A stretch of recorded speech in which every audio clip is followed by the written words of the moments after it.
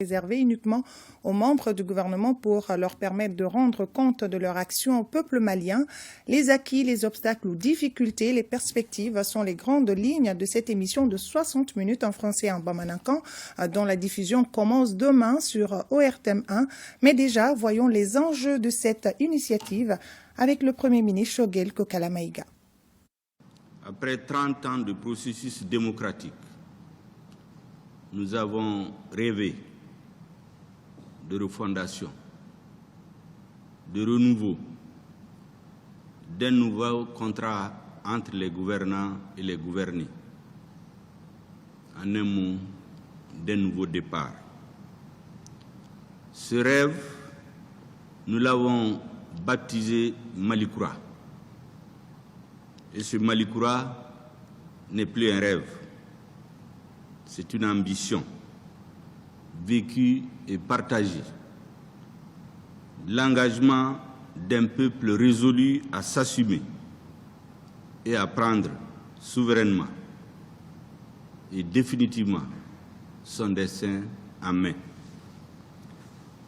Le 18 août 2020, des officiers patriotes prenant en charge les attentes légitimes des forces patriotiques rassemblées et de tout le peuple malien ont posé les premiers jalons du changement.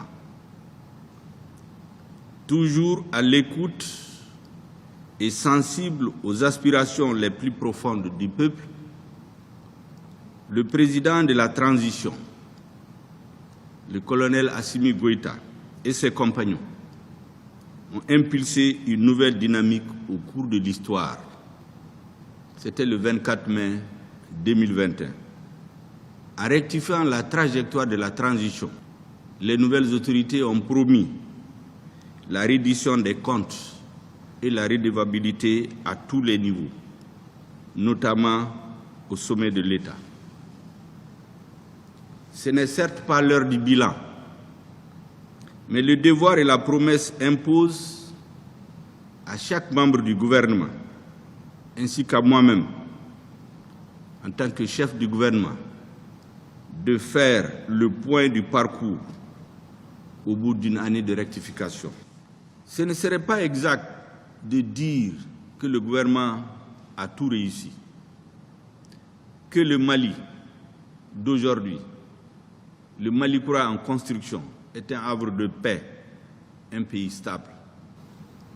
Nous aurions pu mieux faire. Nous aurions dû faire plus.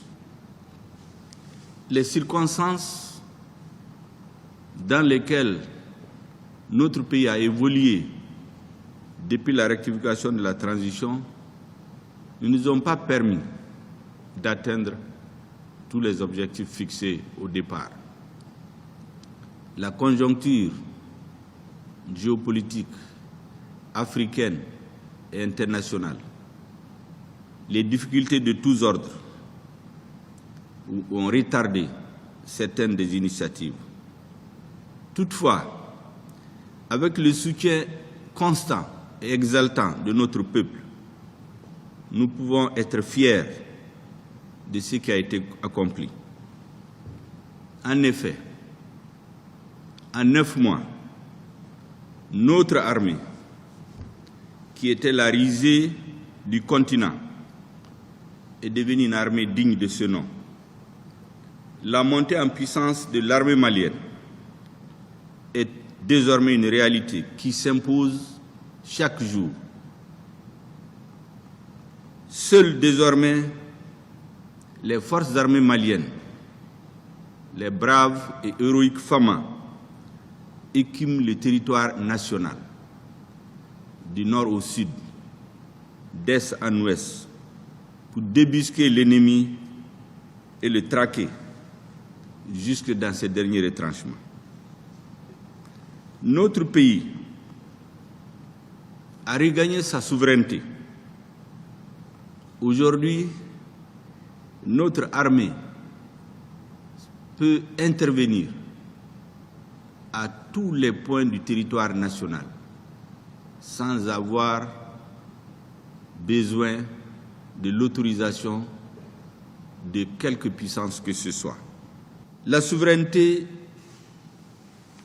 et la sécurité avancent progressivement et s'instaurent sur l'ensemble du territoire national.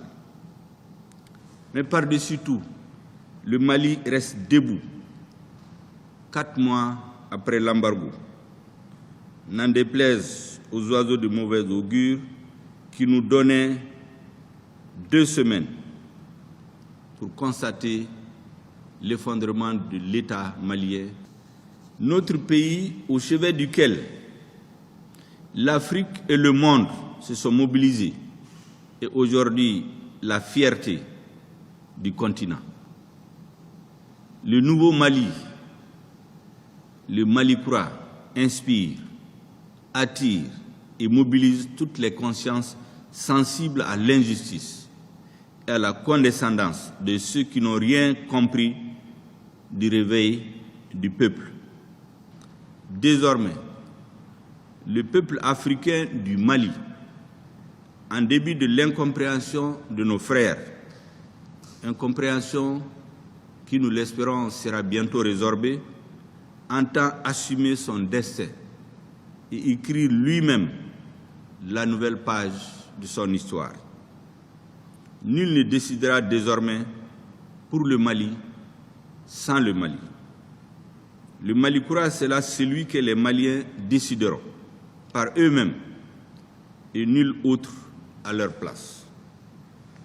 Le président de la transition et moi-même, en tant que chef du gouvernement, et l'ensemble du gouvernement avons conscience des défis et des sacrifices que le peuple va devoir consentir pour l'avènement du Mali-Kura. Le Mali sous embargo devrait-il céder, renoncer, capituler, brisant ainsi l'espoir de tout un peuple et de l'ensemble de la nation africaine? Le bout du tunnel est encore loin. Nous sommes convaincus qu'aucune nation ne peut se construire sans le patriotisme, sans la confiance du peuple en lui-même, en un mot, sans sacrifice. Ayons donc confiance en nous-mêmes et nous réussirons la construction du Mali-Kura, Inch'Allah. C'est dans cet ordre d'idées, mesdames et messieurs, que je voudrais vous annoncer que sur les orientations du président de la transition, chaque membre du gouvernement viendra devant les Maliens pour faire le bilan. Un premier exercice a été mené par le chef du gouvernement devant le Conseil national de transition le 21 avril 2022. Je voudrais à cette occasion saluer le président du Conseil national de transition et l'ensemble des membres du Conseil national de transition qui ont permis à beaucoup de Maliens d'écouter, d'échanger avec le chef du gouvernement. Bien, cet exercice va se prolonger. Chaque membre du gouvernement, conformément aux orientations du président de la transition, va s'expliquer dans quel état il a trouvé la situation, les départements, qu'est-ce qui a pu être fait pendant l'année de la rectification de la transition, quels ont été les obstacles, les difficultés, qu'est-ce qui n'a pas pu être fait, qu'est-ce qui reste à faire. Nous avons besoin que notre peuple comprenne de quoi son gouvernement s'occupe, de ce qui a été fait pour construire le Mali-Kura, parce que le Mali-Kura, c'est votre affaire. Le Mali-Kura, c'est le futur du Mali.